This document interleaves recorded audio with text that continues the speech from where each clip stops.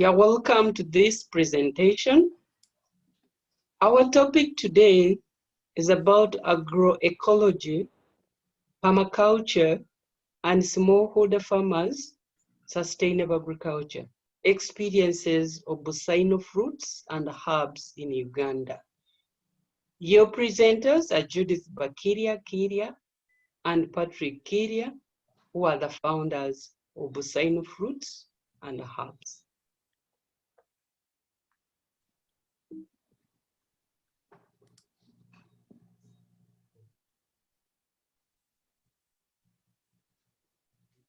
The building you saw in the background, the first slide was where Busaino Fruits headquarters ants built out of stone, working with the community to build that building. Because beyond agriculture, we work with people on also off-farm skills, and it is within those flowers and shrubs. Patrick did a lot of the building of that building. He's just being modest here.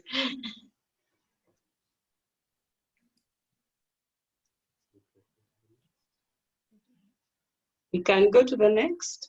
Okay. Yes, we are building on Baha'i teachings to do this work. And the first teaching is that we begin with the village.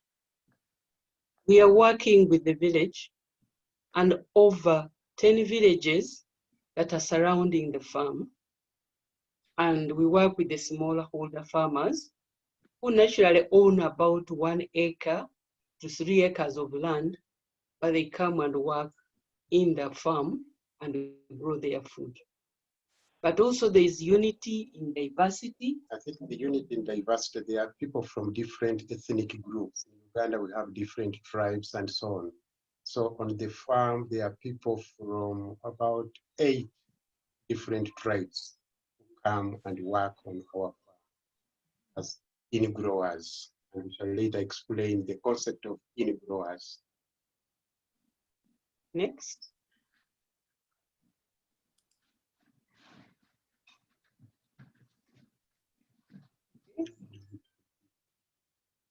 About Busaino Fruits and Herbs, which I'll briefly tell you about the farm.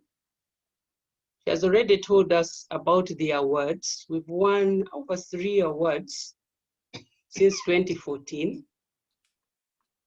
This is a 1,064-acre farm located on 2 sites. One site is in Kiirya, that's where the River Nile starts from.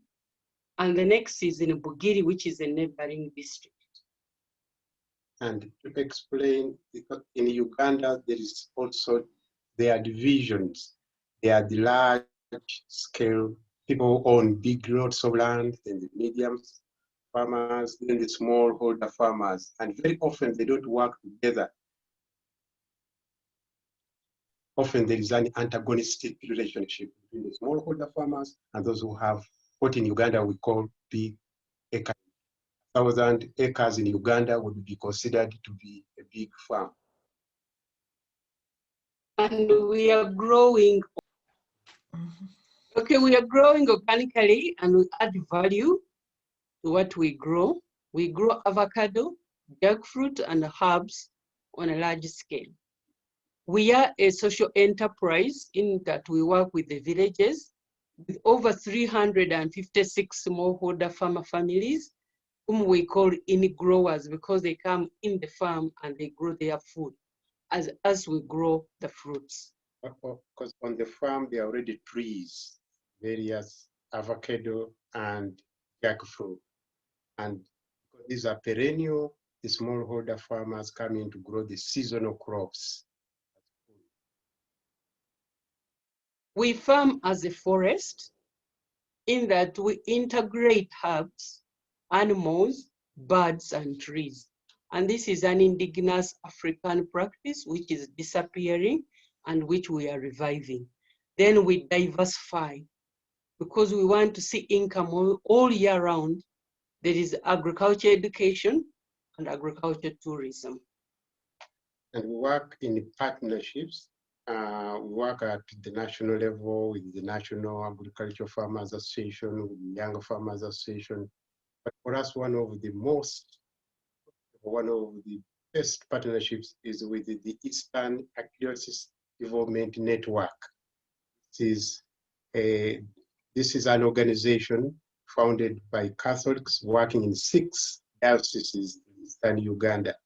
They've accepted to work with our farm in order to extend the services to people who are not only Catholics, but non-Catholics, and they are aware we are Baha'is. Next.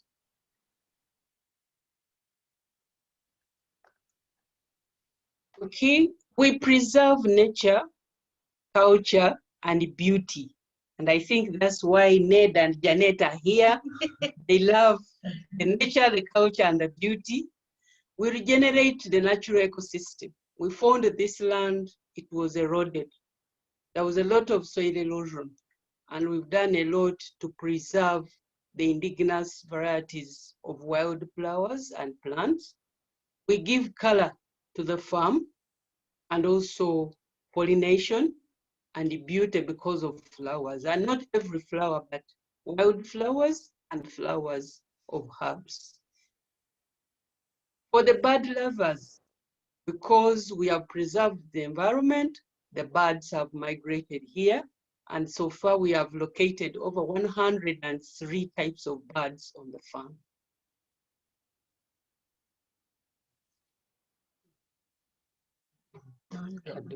Yes, one of the problems in Uganda is overuse of chemicals on the farms, pesticides, herbicides. So we are encouraging people to use minimal chemicals and to go for organic pesticides and to make sure that they decompose their own manure.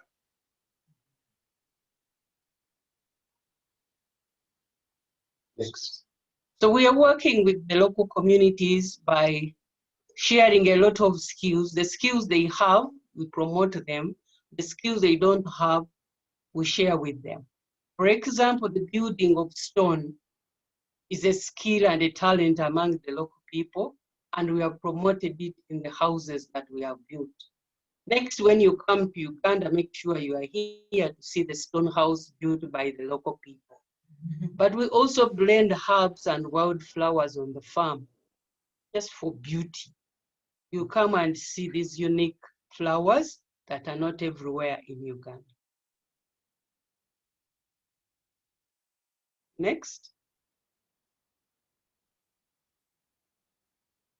So that's an example of the stone house on a scenic Busaino hill, and that is the headquarters of the farm.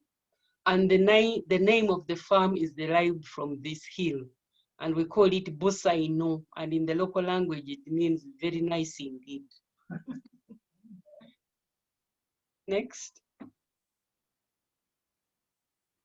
That is the second house, which is on the second farm in Kiirya. And this is an old house, according to Uganda standards, built in the 50s, and it was supposed to be demolished. But then we decided to rehabilitate it and then to plant the trees that were not there around the farm. And the house is within a forest of trees and bananas and various shrubs. And Janet and Ned have enjoyed the coolness of the weather because of those trees. We're sitting in that house right now, actually. Next.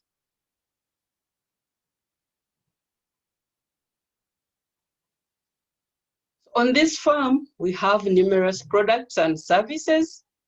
And some of the products is we have fresh fruits. And when you come, be sure to eat some fresh fruits that are organic, and you'll participate in the harvesting. We have avocado. You've heard of Hass, you heard of Senil 34, you've heard of Jumbo. Then we have jackfruit, mangoes. We have herbal juices. We have the herbal teas, freshly brewed from the herbs on the farm. We just had rose hip juice this evening. It was delicious. Mm. Janet here says she has just had the juice this evening. She's feeling very fresh. If you want to eat roast meat, come to the farm. We call it muchomo here in Uganda. We have a nursery of seedlings. We have bananas. We have 7 types of bananas. And we have the herb flowers. Next. Then those were the products, but we also offer services. One of the services is training in agroecology, so agroecological skills training. And then we train people in garden management, train people in basic things like pruning, grafting, beekeeping, honey processing, compost manure making, and pesticide making using organic materials. We have also, we offer nature walks, bicycle rides, herbs hunting, that's a favorite one, and camping with campfires. We have study tours. This is it's a favorite for schools. Then we have numerous green outdoor spaces for reflection and resting. And we have the herbal massage. Judith is an expert in that, in the herbal massage. We're opening the herbal sauna services. And we have various festivals. One of them is the fruit eating festival. We have harvest festivals, planting festivals on the farm, so that agriculture is presented in a very entertaining and pleasant way. Next. Here we're just giving an overview about Uganda, but the message we are bringing out, that agriculture is the mainstay of the economy of Uganda, and that 90% of the exports are from agriculture, and that 85% of the population depend on agriculture, and these are the smallholder farmers. And when we say smallholder farmers, they are really small. They will own about 2 acres. On average, they just own about 2 acres. And they are the ones who feed the nation, feed Uganda, but also feed East Africa. Even the export of coffee and tea is on smallholder farms, yet they are not given the priority that they really deserve, the smallholder farmers. Next.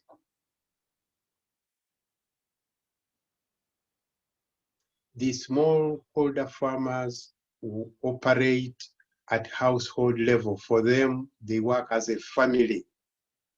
And the family is at the center of all this decision making. So it's important that there's a lot of consultation, there's a lot of planning. Access to agriculture extension services is generally low. And government actions are sometimes, government and even non-government services and actions are sometimes confusing. While the smallholder farmers have a diversity of crops, they are often told specialize, and that means they go for monoculture. Yet for them, right from the old times, they plan in terms of diversity of crops, diversity of animals. So very confusing information. And the smallholder farmers have very low income. So low income and also low food. Food is often monotonous and not there throughout the year. Next. There is also another feature is that there has been a lot of land fragmentation. And because of monoculture, there is soil depletion. Then the climate change has brought drought and erratic rainfall. There are also poor attitudes and practices in cooperation. There's often competition. And so the quality of the produce is often low. Then the farming is labor intensive and they use a hand hoe. They used to save seed and they used to multiply the seed and share, but now they are being forced to buy seed every season. And then another future is these farmers will have a diversity of crops, but they will also keep animals, especially poultry. There will always be a chicken there, and then there will be always goats. But now they are being told, specialize. If you are for crop, do crop. If you are for livestock, do livestock. And this is very confusing to the farmers. Another future is the younger people are not interested in farming. That is the big, big problem. Yet they are the majority. So they move away from the farm. Next. There's been, because of the monoculture, there is a dependency on a few what are called cash crops. There will be maize, there will be sugarcane, or tea as a cash crop. And this undermines the food capacity of the households. And then, of course, households are also affected by the changing climate, especially erratic rainfalls. There are unpredictable seasonal patterns. There's also increased frequency of droughts and unusually high temperatures during the day, but also during the night. Next.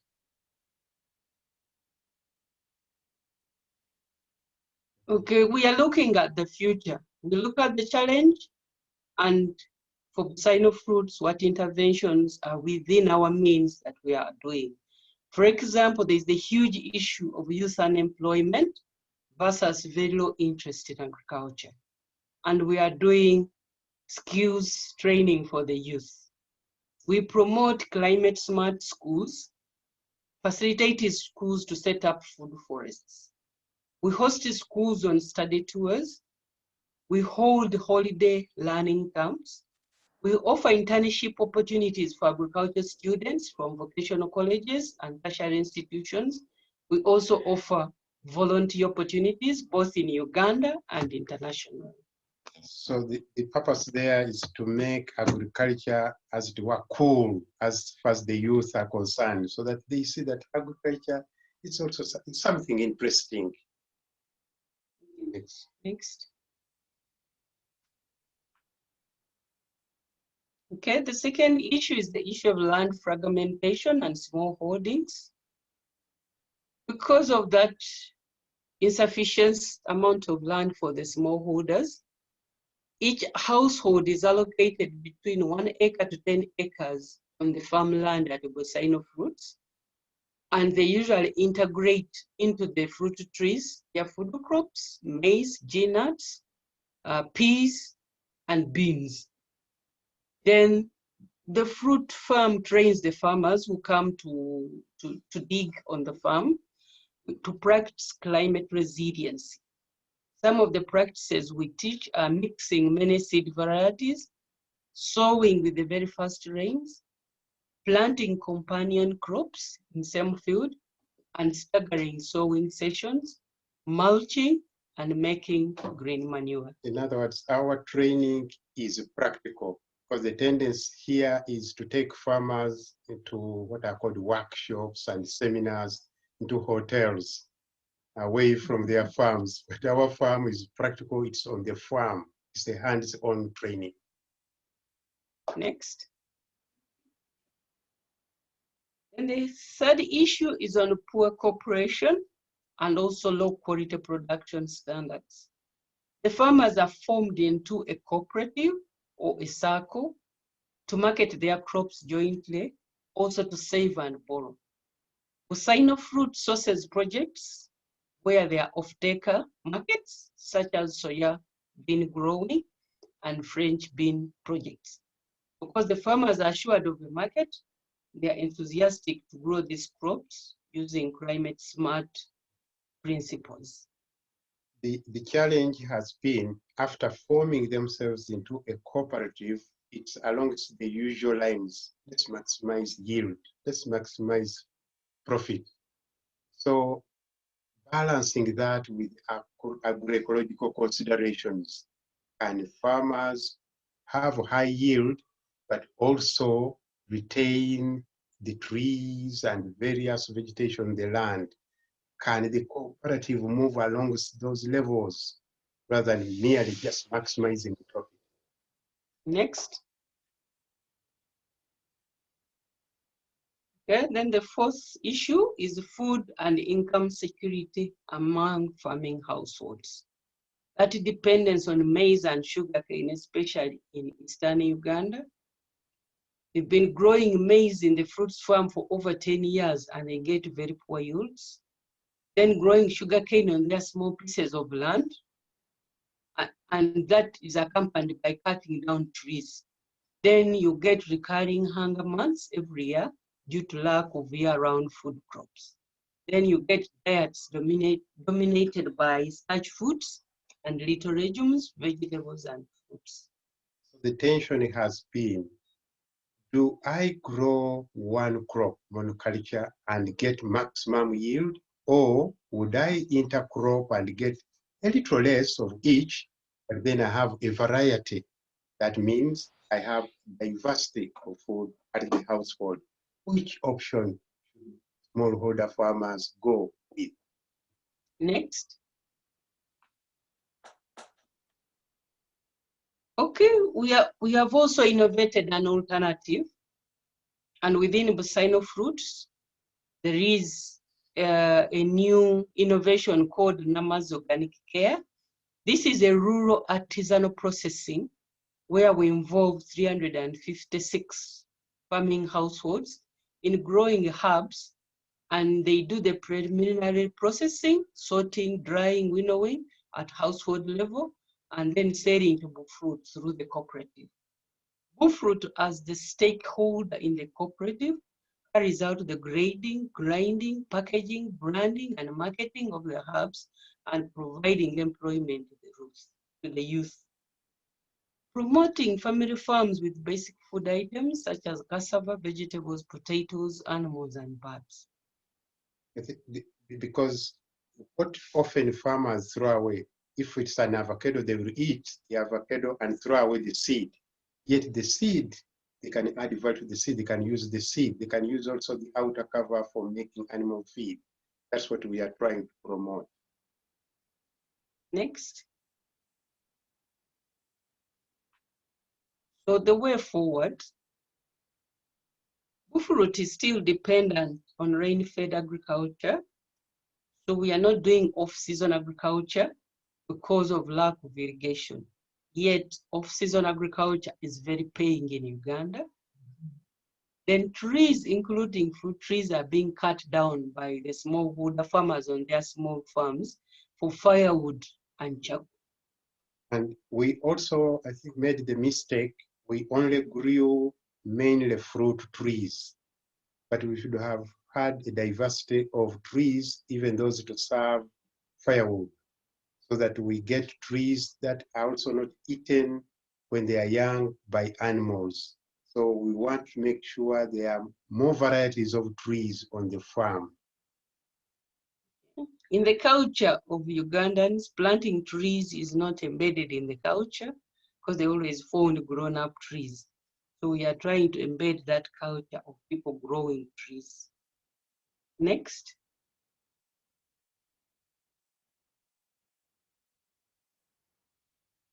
There is limited resources to complete the Agroecological Training Center, but this is something that we are working on to ensure we complete it because it's addressing the young people, where we are offering them internship, apprenticeship, and volunteer opportunities.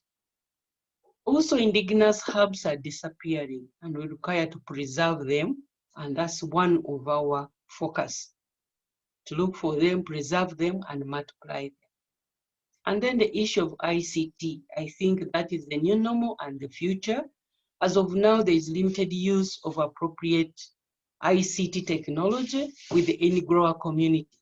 But in the future, we want to say we can use the mobile phone, or we can use input access to post-harvesting, radio, drones, so that we go with the modern technology. Next. The vision and the future. We want to work in valid partnerships and joint ventures. Bufruit would like to work in different themes in partnerships, such as a theme of working with smallholder farmers, a theme in tree planting, a theme in artisanal processing and marketing, a theme in agroecology skills training, and a theme in agriculture tourism. And any suggestions of farming models that have worked elsewhere involving smallholder farmers would be happy to share. But also before we close, I would be happy to have our guests tonight to say one word because they have been on the farm for 2 months. We have here Ned and Janet, all the way from Canada. And I'll be happy if they can share one word. Okay, so I've been very glad to stay here for a few weeks. It's a very, very beautiful place on a hill, Wanyangi Hill, overlooking Lake Victoria. And still learning a lot about Uganda. It's very, comparing with other countries, it's very green and fertile and should be a wonderful place to grow trees. It's just a question of persuading the farmers and the land tenure and the sustainability and so on. And I could tell you more about that after a few months.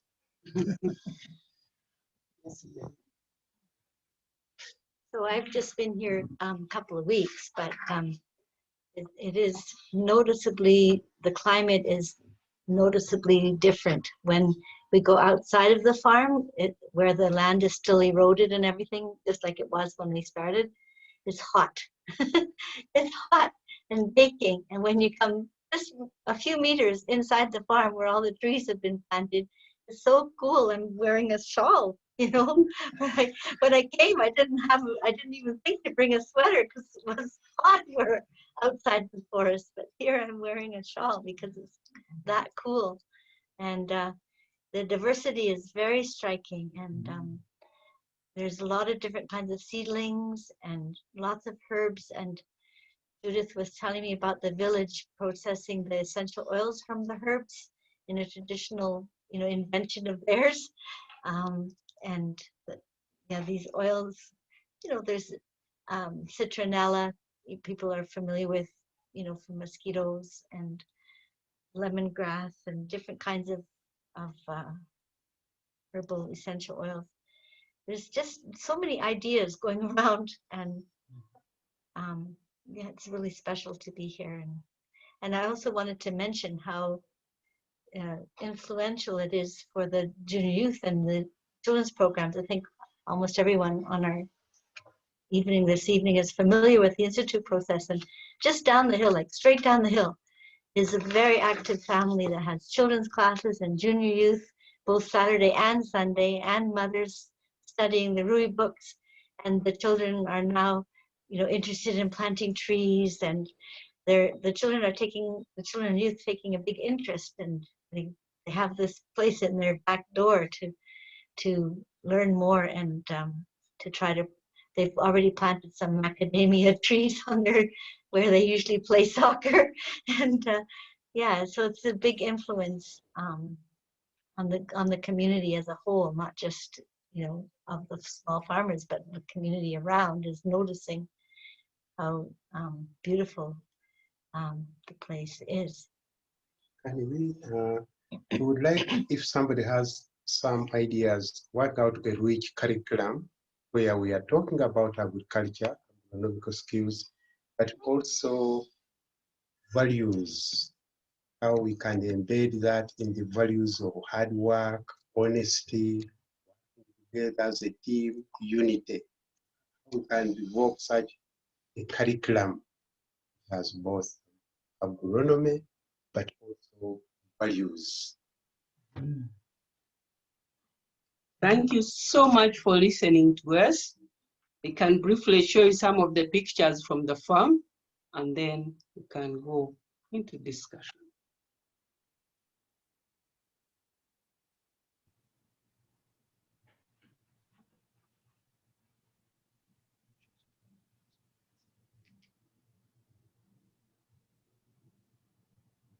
Yeah, but because of COVID, they don't have so many groups right now. So Ned and I have been the lucky ones to go on tours, seeing everything. We want to take a beekeeping course.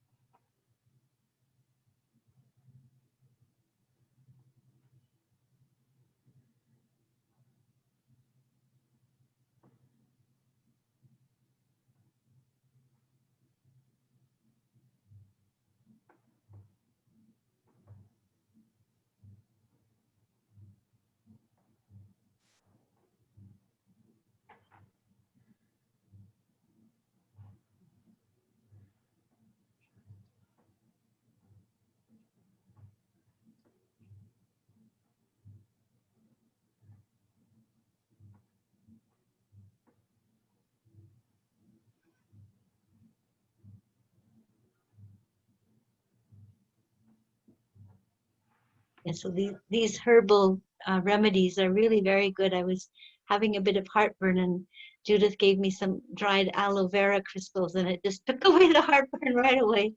So she's got a lot of knowledge, which she's learned, through courses and things, and then found ways to make them themselves. So this is their brand. Namuzi is their brand of herbs. Moringa powder, probably familiar with some of those things. Yes. Are these indigenous herbs? What are you Yes. making? Wonderful. Yeah, they are indigenous herbs, which we are blending with the seeds of fruits, seeds of avocado and jackfruit. And can easily be done by even smallholder farmers. So simply drying and then grinding. Also, there's lots of seed sharing. For example, Ned and Patrick went over to some farmers to set up a cowpea trial, and they didn't set it up for them. They just said, would you like to try these different varieties of cowpeas?